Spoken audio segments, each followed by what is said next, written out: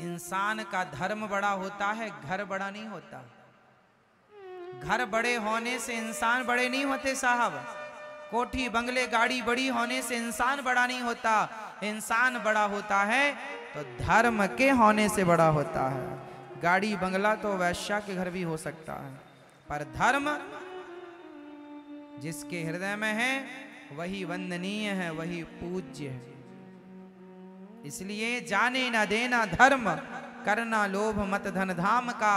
और धर्म ही जाता रहा तो धन रहा किस काम का। धर्मो रक्षति रक्षिता। क्या बड़ा है मेरी माँ? ओ मेरी माँ, क्या बड़ा है? तो आप क्या बचाते हैं, धन या धर्म?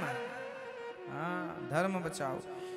परीक्षित ने एक संत जी का अपमान कर दिया, 7 दिन में मरने का श्राप लग गया। बेईमानी की मुकुट थी परीक्षित जी के सिर में।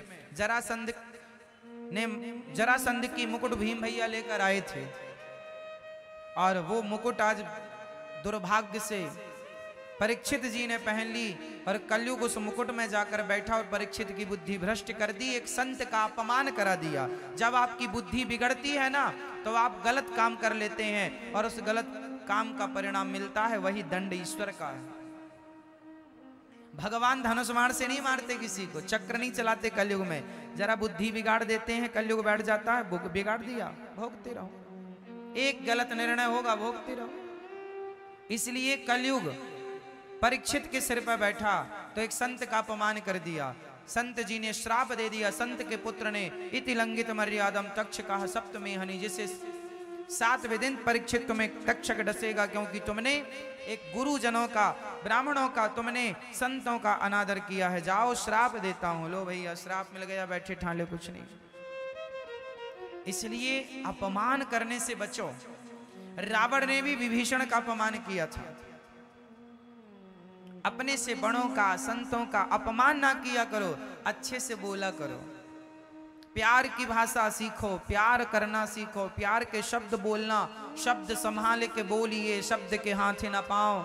एक शब्द औषधि करे, एक शब्द करे घाव। अच्छे शब्दों का प्रयोग करो। किसी को गाली ना दिया करो, किसी को जलील ना किया करो। तलवार से किसी को मार देंगे तो तलवार के घाव भर जाएंगे, गोली किसी को मार देंगे तो गोली के घाव भर जाएंगे, पर बोली से किसी को मार दो, बोली के घाव कभी नहीं भरेंगे। तलवार और बंदूक से ज्यादा गहरा बोली का घाव होता है। इसलिए भर जाते हैं वो घाव जो बनते हैं गोली से, पर वो घाव नहीं भरते जो बनते हैं कड़वी बोली से। इसलिए शब्द संभाल के बोलिए। जब आप लोग कुछ भी बोलते हैं ना मेरी माँ, ना बोला करो।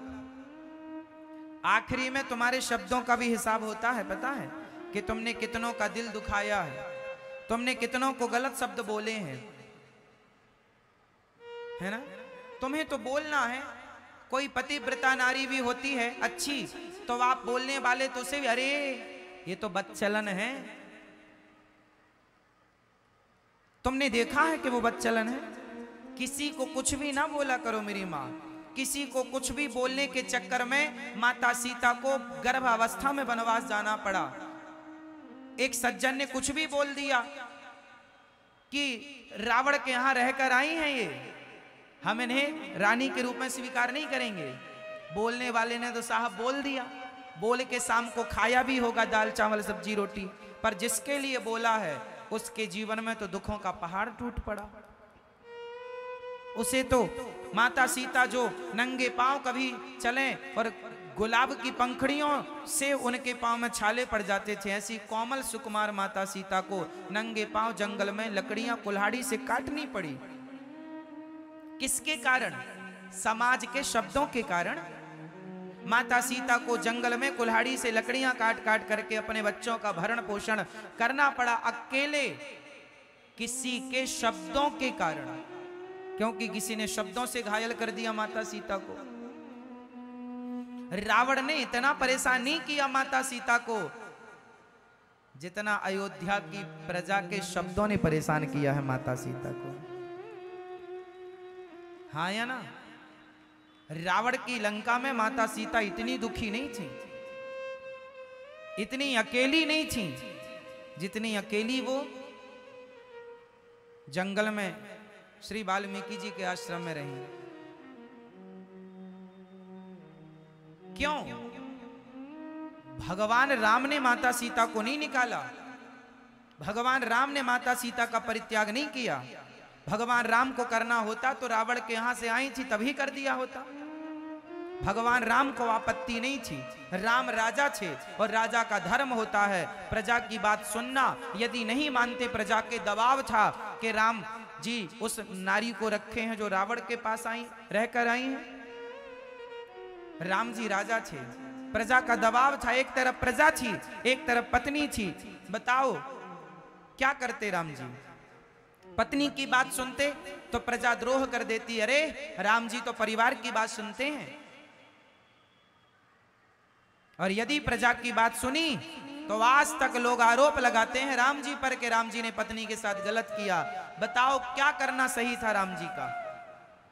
माता सीता को गर्भावस्था में निकालना सही था या गलत था? यदि निकाल दिए तो आप में से कुछ लोग गलत कहते हैं कि राम जी ने गलत किया, और ना निकालते तो वो प्रजा गलत कहती है, अरे राम जी तो पक्षपाती थी, पत्नी का पक्ष लेते हैं। क्या था उस समय राजा का न्याय? क्या था उस समय राजा का निर्णय? उस समय का राजधर्म क्या कहता था? बताओ आपके हिसाब से कौन सा राजा सही है, जो प्रजा की बात माने वो या जो परिवार की बात माने वो? कौन सा राजा सही है? जोर से बोलो, कौन सा राजा सही होता है? कौन सा? प्रजा की बात मानने वाला। और राम जी ने किसकी बात मानी? प्रजा की बात। इसलिए राम जी को आज इस धरती का सर्वश्रेष्ठ राजा कहा जाता है। जब भी राजा बनता कोई तो राम राज्य की कल्पना करता है कि ये राज्य राम राज्य जैसा हो, क्योंकि राम जी प्रजा के लिए अपने सारे सुखों को त्याग देते।